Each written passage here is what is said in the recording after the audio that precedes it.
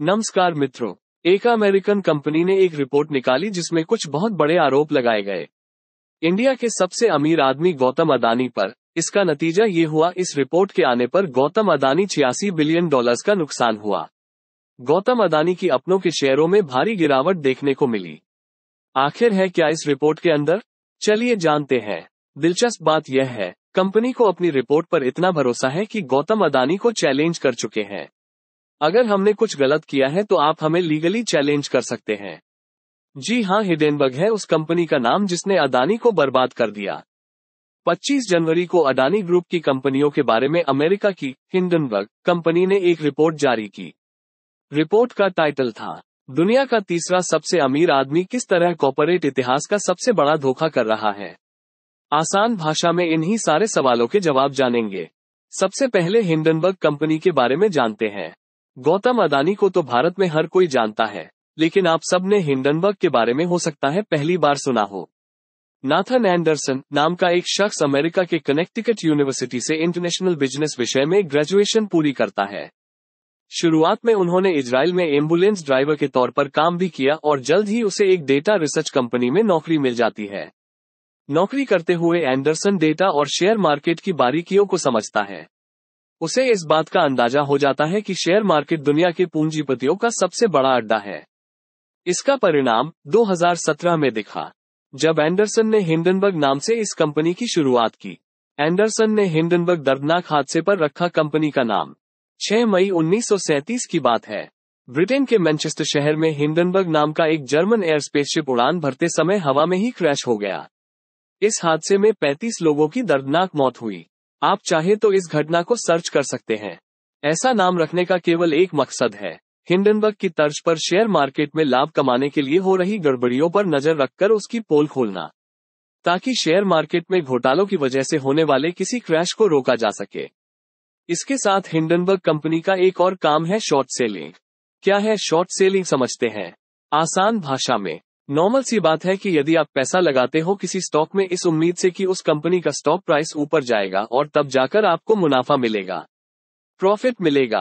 Short selling में जब आप पैसा लगाते हो इस उम्मीद से कि किसी कंपनी का स्टॉक प्राइस नीचे जाएगा और तब जाकर आपको मुनाफा मिलेगा, प्रॉफिट मिलेगा। समझे बात को। और ऐसा कब होगा? ये तभी आप करना चाहोगे जब आपको उम्मीद है कि किसी कंपनी का स्टॉक प्राइस नीचे जाने वाला है और जब आपको लगता है कि कोई कंपनी मार्केट प्राइस से ओवरवैल्यूड है।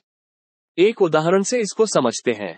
टाटा स्टील का शेयर आज 100 रुपए है और आने वाले दिनों में डबल हो जाएगा, यानी कि 200 रुपए। जाहिर सी बात है कि हमें 100% का प्रॉफिट भी होगा। लेकिन यदि यह शेयर गिर जाता है 100 रुपए से 10 रुपए आ जाता है, इस पर भी हमें प्रॉफिट होगा। है ना आश्चर्य की बात। इसी को शॉर्ट सेलिंग बोला जाता है। यही काम करती है हिंडनबर्ग कंपनी। उनका अनुमान इतना सटीक होता है, अभी तक 16 कंपनियों पर दाव लगा चुकी है। 113 पेजों की रिपोर्ट में हिंडनबर्ग ने अडानी कंपनी को लेकर अपनी रिपोर्ट में 3 बड़े आरोप लगाए हैं। पहला आरोप, अडानी ग्रुप की कंपनियों के शेयर की कीमत उसी सेक्टर में बिजनेस करने वाली दूसरी कंपनियों की तुलना में 85% तक ज्यादा है। दूसरा आरोप, अडानी ग्रुप ने शेयर मार्केट में हेराफेरी करके अपने शेयरों की कीमत बढ़वाई है। अडानी ने मॉरिशस और दूसरे देश की कंपनियों में पैसे लगाए। उन कंपनियों ने बाद में अडानी ग्रुप की कंपनी से शेयर खरीदे। हिंडनबर्ग रिपोर्ट में कहा गया है कि अडानी के भाई विनोद दुबई में बैठकर यही काम कर रहे हैं। इस रिपोर्ट में विनोद अडानी से जुड़ी 38 कंपनियों का भी जिक्र किया गया है। तीसरा आरोप, अडानी ग्रुप पर 2.20 लाख करोड़ से ज्यादा का भारी कर्ज है। रिपोर्ट में कहा गया है कि कंपनियों ने अपनी हैसियत से ज्यादा कर्ज ले रखा है। अडानी ग्रुप की कई कंपनियों ने तो अपने शेयर तक गिरवी रखकर कर्ज लिए हैं। 25 जनवरी को अडानी ग्रुप के जो सीएफओ है, उन्होंने कहा कि रिपोर्ट की टाइमिंग वो बताती है कि यहां पर कुछ गलत इंटेंशन है। इस रिपोर्ट को निकालने के पीछे अडानी ग्रुप की रेपुटेशन को नुकसान पहुंचाने की कोशिश करी जा रही है। जो आने वाली एफपीओ है, उसे डैमेज करने के लिए ये किया गया है। 26 जनवरी को जो ग्रुप के हेड लीगल है, वो धमकी देते हैं हिंडनबर्ग को कि वो लीगल एक्शन लेंगे और रिस्पांस में हिंडनबर्ग की तरफ से जवाब आता है कि जो लीगल एक्शन लेना है, आप ले सकते हैं। हमारी रिपोर्ट एकदम सही है। हिंडनबर्ग को क्यों इतना भरोसा है अपने ऊपर? इसके लिए इनका फास्ट ट्रैक रिकॉर्ड देखना चाहिए। इससे पहले कई कंपनी इस पर उन्होंने आरोप लगाए और शॉर्ट सेलिंग करी, जैसे कि निकोला बिन finance, genius brands, China metal resources utilisation. कुल मिलाकर 2017 से जब से कंपनी बनी है, कम से कम 16 अलग अलग कंपनी पर आरोप लगाए जा चुके हैं और उनकी शॉर्ट सेलिंग करी गई है। लेकिन देखने से प्रतीत होता है कि हिंडनबर्ग कंपनी ने अपना काम कर दिया। समझते हैं कैसे। भारतीय बैंकों ने अदानी ग्रुप की कंपनियों को करीब 80,000 करोड़ रुपए का कर्ज दे रखा है। दूसरी ओर LIC का अदानी ग्रुप की कंपनियों में 70,000 करोड़ रुपए से अधिक निवेश है। इस कर्ज और निवेश के डूबने की आशंका से बैंकों और LIC के शेयरों में भारी बिकवाली देखने को मिल रही है। वेल्थ बुल सिक्योरिटीज के चीफ मार्केट स्ट्रेटजिस्ट क्रांति बाथिनी ने कहा कि मार्केट में नेगेटिव सेंटिमेंट हावी है, जिसका असर बैंक स्टॉक्स में दिख रहा है। इसकी एक वजह अदानी ग्रुप के बारे में आई रिपोर्ट है। अदानी ग्रुप की टॉप 5 कंपनियों पर पिछले 4 साल में कर्ज दोगुना हो गया है। ब्रोकरेज फर्म CLSA की एक रिपोर्ट के मुताबिक अदानी ग्रुप के कुल कर्ज में भारतीय बैंकों की हिस्सेदारी 40% से भी कम है।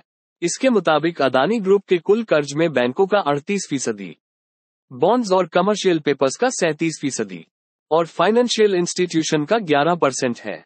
वित्त वर्ष 2022 में अदानी ग्रुप पर 2 लाख करोड़ रुपए का कर्ज था, जिसमें करीब 80,000 करोड़ रुपए बैंकों का था। हिंडनबर्ग की रिपोर्ट के बाद अदानी ग्रुप पर चौतरफा मार पड़ रही है। क्रेडिट स्विस की प्राइवेट बैंकिंग कंपनी ने जीरो लैंडिंग वैल्यू कैंसिल कर दी है। ये खबर ब्लूमबर्ग के हवाले से है। खबर के मुताबिक क्रेडिट स्विस ने अदानी पोर्ट्स, अदानी ग्रीन और अदानी इलेक्ट्रिसिटी के नोट्स को जीरो लैंडिंग वैल्यू हटा दी है।